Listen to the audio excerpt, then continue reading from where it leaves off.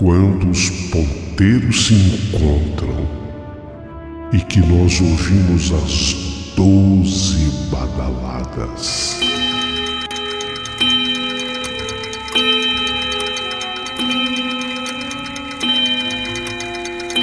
A hora que se anuncia é meia-noite. Uma hora em que tudo pode acontecer, inclusive nada. Mas hoje, muitos acontecimentos. Vamos à história de hoje.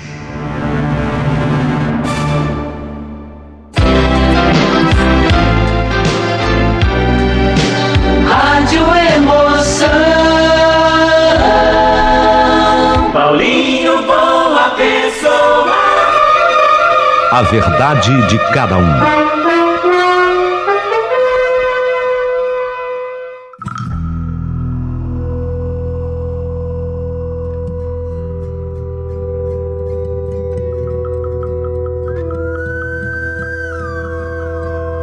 Meu querido amigo Paulinho Boa Pessoa, sou eu, o Miguel, e eu quero te contar essa história que aconteceu comigo no meu tempo de rapazote. Foi assim, meu amigo, a história da meia-noite que eu tenho para contar.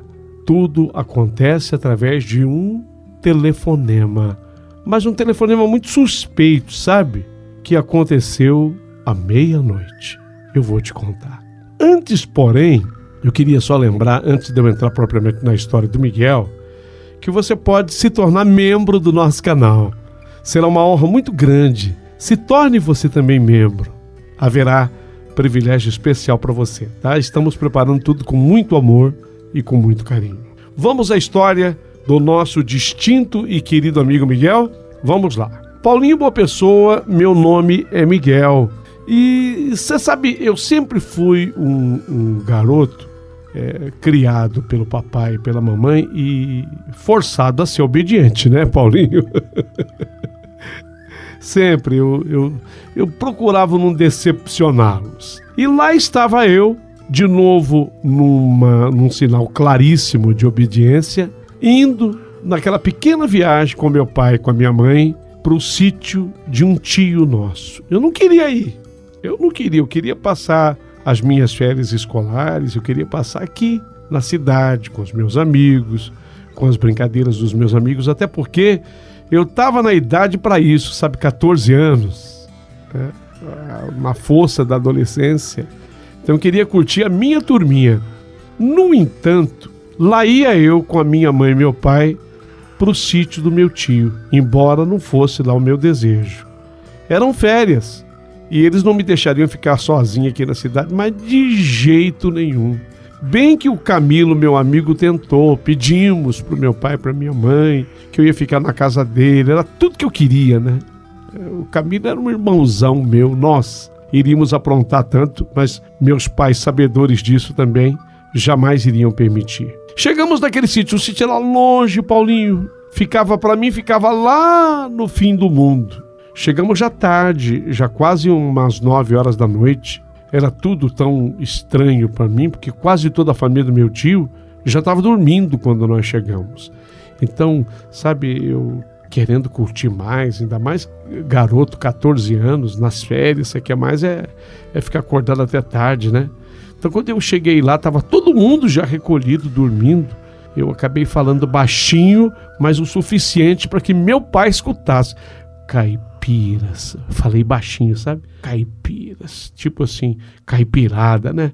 Se é hora de dormir, eu falei assim, caipiras, eu sussurrei. Meu pai, ele percebeu, me deu aquele olhar bravo. Depois, fez um gesto, como que dizendo, se comporte, rapaz.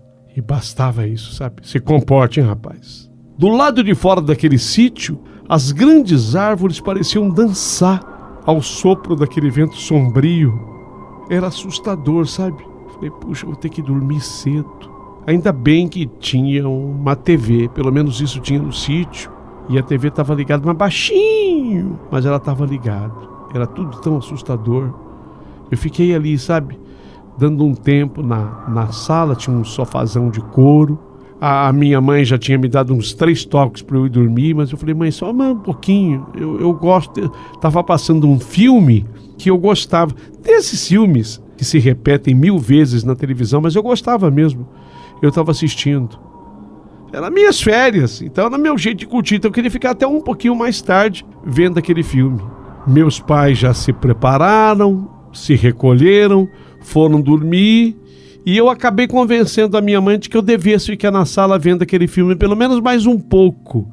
A minha mãe foi compreensiva, porque sabia também do meu esforço, do meu sacrifício para ter ido para aquele sítio, e eu teria que aguardar o dia seguinte amanhecer para então poder me juntar com os meus primos e aí me divertir um pouco. Eu estava na sala vendo o filme, o tempo que ia passando, chegava 11 horas da noite, passava das 11, e eu me lembro que eu levei assim um susto, porque no filme, sabe quando tá tudo em silêncio assim na casa? No filme, tocou um telefone, mas isso foi na tela, no filme que eu estava assistindo na televisão. De repente tocou aquele telefone. Eu vi aquele susto do telefone ter tocado no filme. Aliás, eu já tinha escutado do meu pai, da minha mãe e das conversas quando eles tinham com os meus tios, que a gente não pode atender telefone de madrugada, isso que é perigoso atender telefone tarde da noite. Pelo menos é do que a turma lá de casa falava, né? E aquele telefone que tocou no filme, de certa forma, me assustou. Passam-se mais ou menos uns 15 minutos, um pouquinho mais talvez que isso, o vento lá de fora zunia, balançava as árvores, que chegava a causar aquele assovio. Sabe quando aquele frio, perdão Jesus, sabe quando aquele vento, ele é forte e acaba provocando um certo assovio? Lá de fora eu escutava o vento. Eu até estava assustado, sabe? E aí eu pensei comigo, quer saber de uma coisa? Eu acho que eu vou dormir. O filme que eu assistia na TV chegou numa parte interessante, não tinha terminado, ainda tinha mais pelo menos uns 15, 20 minutos de filme. Então eu fiquei dividido entre o ir para a cama e concluir o que eu estava fazendo, que era assistir aquele filme. A minha mãe já não me incomodava porque ela tinha dormido, meu pai idem, eu já escutava inclusive os roncos do meu pai. Foi aí que o telefone da casa do sítio tocou. Eu não acreditei quando aquele telefone tocou. Eu não tinha dúvida que aquelas horas já deviam ser 12 horas. Ou seja, da noite, meia-noite. Se concluía de um dia a 24ª hora. Um frio desceu pela minha espinha. Eu escutei o telefone tocar, mas eu não atendi. Pensei, não vou atender. Eu já tinha escutado aquela história de que não se atende telefone tarde da noite. Já tinha me assustado com um telefonema que teve no filme e de repente começou a tocar de verdade o telefone na casa do sítio. Eu pensei comigo, não, eu não vou atender. E também já comecei a enfiar na minha cabeça que era mais do que a hora de eu ir dormir. No entanto, a divisão com o fim do filme. O filme chegava numa parte muito interessante. Naqueles seus últimos 10 minutos, já passava com certeza um pouquinho da meia-noite. Mais 5 minutos se passam e o telefone tocou novamente. O telefone da casa tocou de novo. O impressionante é que a primeira vez tocou, até que desligou e ninguém atendeu. Muito menos eu. E ninguém da casa também havia acordado para atendê-lo. Eu pensei, tocando de novo, a essa hora... Apesar dos meus 14 anos, eu já tinha cabeça para raciocinar. Deve ser alguma coisa importante. Tudo bem, eu não atendi a primeira vez por medo, mas diante da importância da ligação e alguém insistindo nesse horário a ligar, eu preciso atender. Então, desta vez, eu atendi o telefone. Só que no que eu tirei o telefone do gancho e coloquei no ouvido, sabe, vocês se lembram da ligação a cobrar? É uma coisa que hoje em dia não acontece mais, faz muito tempo, mas eu tenho certeza que há muita gente também ouvindo esse meu relato que vai se lembrar. Vocês se lembram como era a ligação a cobrar? Os sons característicos da ligação a cobrar? E aquela voz que dizia: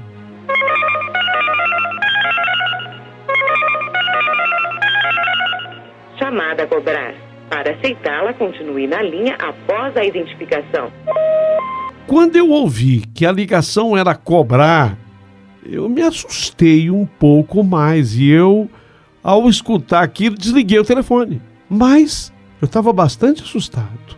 Então eu preocupado porque não atendi. A ligação era cobrar. Eu vou até o quarto dos meus pais. Abri a porta do quarto do papai e da mamãe lentamente e vi que os dois dormiam tranquilos. Quando eu pensei em voltar lá para a sala, para passar, para poder entrar no meu quarto, o telefone tocou de novo. Mas, meu Deus do céu, quem seria essa hora? E ninguém na casa acordava, porque o telefone não é que ele tocava baixo, não. Era aquele telefone fixo, a campainha do telefone era alta. Ninguém acordava na casa. Só eu, de fato, acordado. Eu já sabia que era alguém ligando de alguma outra cidade, eu não entendi direito, mas era cobrar. Eu pensei novamente em atender. Será que é de fato alguém que está precisando de uma ajuda, alguém da família? Ou pode ser alguém querendo passar um trote? Ou, quem sabe seja o meu próprio tio aqui da casa ligando, né? Querendo me assustar. Eu peguei de novo o aparelho no gancho. O telefone estava se esgoelando de tocar.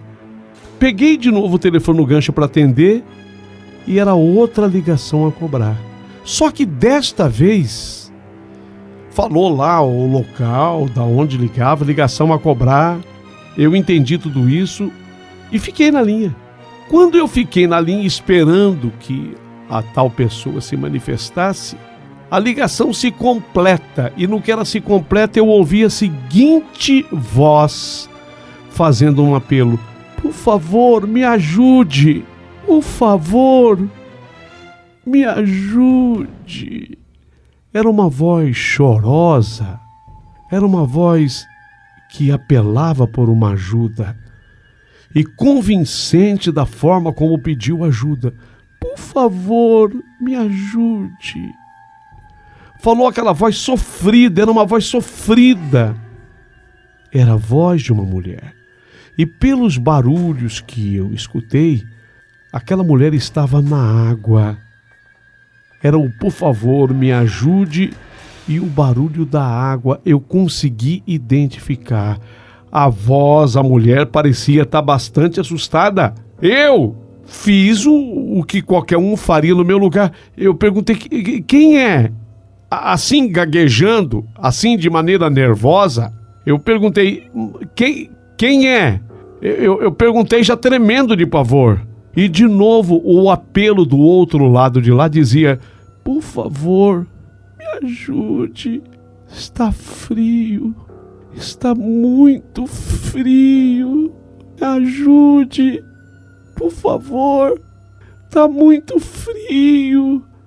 E o barulho de água. Quando a pessoa do outro lado falou que estava frio e quase chorando, eu desliguei o telefone na hora. Eu estava apavorado.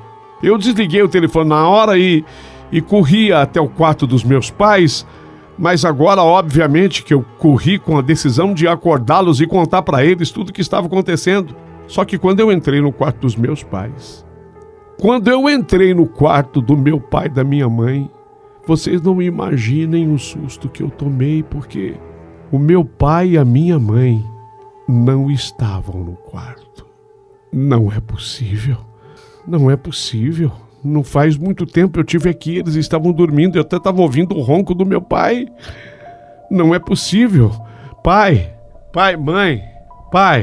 mãe, eu não queria gritar para não fazer um escândalo na casa, mas eu estava falando com a voz audível, a ponto deles me responderem: banheiro, será que é banheiro? Será que estão no banheiro? Pai, mãe, mãe, eu comecei a procurar por toda a casa, mas, para meu espanto geral, toda a casa parecia vazia, não tinha ninguém lá, nem meus pais. Cadê meus tios, meus primos?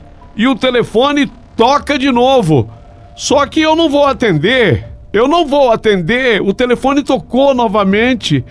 Eu entrei no meu quarto. Eu entrei lá no meu quarto assustadíssimo. Eu queria falar com alguém. Eu estava desesperado. Se naquele tempo, se naquele momento existisse essa coisa da internet, se houvesse um telefone celular, se houvesse algo que o valesse, um WhatsApp, qualquer coisa assim, mas não existia nada disso. Não havia ninguém, e o estranho é que as horas continuavam passando normalmente, dentro do tempo que seria realmente aquele horário, 00:30. Quer dizer, era exatamente o tempo que tinha passado. Pai, mãe, eu vendo que a casa estava vazia, tio, tia, comecei a chamar pelos meus primos, Sueli, Maria da Glória, Washington. Eu comecei a chamar todos os que eu conhecia da casa. Eu comecei a chamar por todo mundo. Ninguém respondia. Pai! Agora eu já gritava. Mãe! Eu já comecei a ficar desesperado porque eu percebi que a casa estava vazia. E insistentemente o telefone que não parava de tocar. Então eu comecei a entender que a solução para aquele drama que eu estava vivendo talvez estivesse no telefonema. E de maneira corajosa, heróica até eu diria, porque eu só tinha 14 anos. Eu, de novo, tirei o telefone do gancho e falei: quem tá falando? Só que desta vez eu falei o mais firme que eu podia falar naquele momento. Quem tá falando? Oi, é o Dirceu? Diz uma voz estranha. E eu logo corrigi a voz. Eu não sou o Dirceu. A voz então corrigiu por sua própria conta. Ela acabou corrigindo. Ela havia me chamado de Dirceu. Nada tinha a ver com o Dirceu. Eu não sou o Dirceu. Aí a voz disse de novo: alô, Henrique, tudo bem? Alô, Henrique, tudo bem? Respondeu outra voz. Então eu percebi que o Dirceu não era eu. Aquela voz não havia sido dirigida à minha pessoa. Eu estava ouvindo uma conversa que acontecia entre Henrique e Dirceu. Eu estava ouvindo aquela conversa agora. Aquelas vozes não me escutavam. E logo foram aparecendo outras vozes conversando entre si.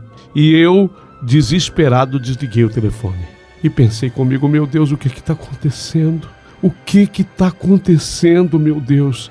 Então eu escuto uma voz gritando lá fora: por favor, me ajude! Por favor, me ajude! Aí voltou a ser aquela voz de mulher. A primeira voz que eu escutei: por favor, me ajude! Só que vinha do lado de fora da casa.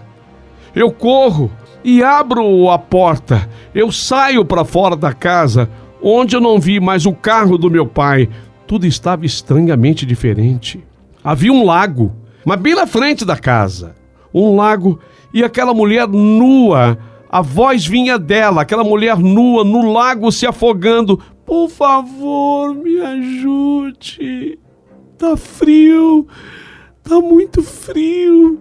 Por favor, me ajude. Eu, naquele desespero, parecia ser uma jovem mulher, uma moça nua, naquele lago. Do jeito que eu estava, eu pulei no lago para ajudá-la, mas de repente tudo ficou branco. Mas ficou branco, um branco brilhante, quase cegante.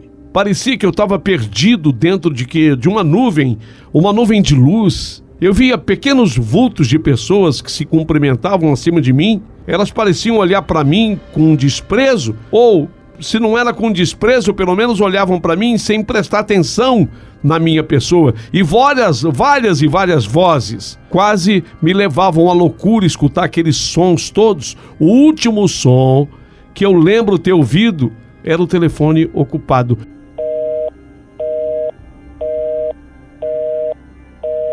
Depois de ter ouvido aquele telefone ocupado, eu me lembro de ter acordado no sofá. Acordei no sofá. Lembro que a TV estava ligada. Todos à minha volta preocupados. Me disseram que eu tinha sido achado deitado na grama. Isso às 6 horas da manhã pelo meu tio.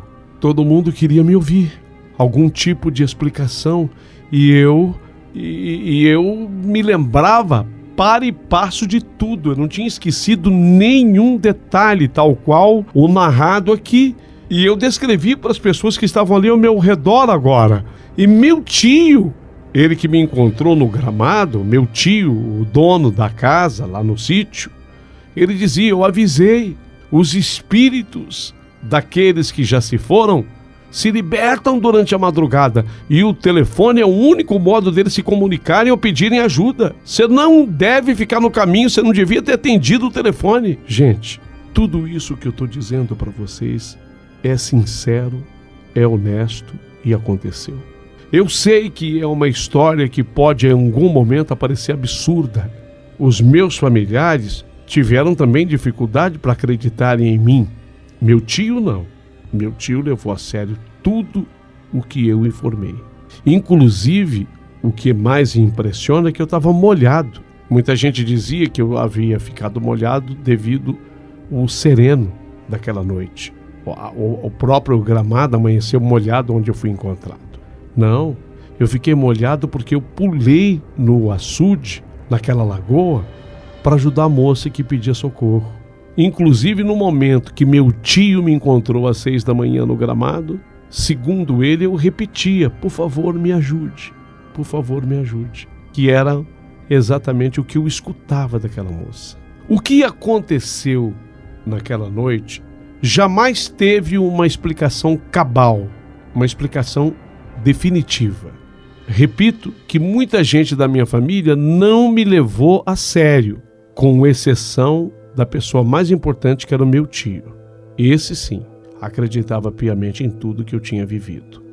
A minha mãe acha que eu posso ter ficado assustado com o filme que eu estava assistindo e que eu dormi e aí num ataque de sonambulismo saí para a parte externa da casa e acabei tendo o que eu tive. A minha própria mãe acabou entendendo por esse lado, talvez até para que ela não se culpasse, talvez até para que as coisas ficassem muito mais fáceis de serem entendidas. Meu tio não. Meu tio depois, isso de muitos anos, que vocês tenham uma ideia, isso aconteceu quando eu tinha 14 anos. 16 anos depois eu já tinha 30 anos, eu já tinha me casado, meu tio veio para o meu casamento, ele estava na casa dos meus avós, que eram vivos, eu tinha 30 anos na época. Teve um particular comigo. E nesse particular comigo, meu tio disse que ele foi depois averiguar tudo aquilo que tinha acontecido. E ele disse-me que ele teve numa pessoa espírita e que essa pessoa espírita explicou para ele que num passado distante, coisa de mais de 150 anos, ali mesmo, naquela casa, de fato, passava-se um riozinho não muito distante da entrada da casa. Mas aquele riozinho, ele havia sido represado, fez-se um lago e a filha do dono daquela fazenda morreu afogada dentro desse lago. Foi um grande desgosto para a família vendeu a fazenda, isso há coisa de 100 e tantos anos atrás, e os novos compradores desfizeram o lago, quer dizer, voltou o rio eles tiraram o que represava o rio, voltou o rio a correr no seu leito, de maneira normal, como depois ficou, mas aquele lago existia lá. A história contada pelo meu tio muito me impressionou, e meu tio falou: olha, você deve ter algum dom com respeito a isso, se quiser você pode desenvolver esse dom. Eu jamais me interessei em desenvolver esse tipo de dom, mas hoje eu estou relatando porque tudo isso eu vivi de perto. Para muita gente teria sido uma coisa da minha mente, mas eu tenho tudo nítido e claro, que tudo aconteceu de uma maneira muito transparente. Eu não havia bebido nada, até porque eu tinha meus 14 anos, eu era um menino ingênuo, puro, estava vendo a televisão, assistindo um filme que tinha assim suspense, mas não tinha nada de terror, tinha suspense, mas não tinha terror, quando tudo isso aconteceu. Essa é a história que eu queria te contar, porque ela aconteceu exatamente à meia-noite. Desde então, eu acabei tomando isso como hábito. Hoje, com o celular, ficou muito mais fácil, porque eu digo às pessoas, me mandem mensagens, mandem recado, mas telefone, nesse horário, eu nunca mais atendi. Fiquei com essa cisma. Era uma coisa que dizia meu tio e eu enfiei na cabeça de vez. Se você gostou da minha história, por favor, manifeste-se, curta, aproveite e se inscreva no canal do Paulinho Boa Pessoa. Se não for pedir muito, se torne também membro desse canal. Será uma honra e um prazer muito grande.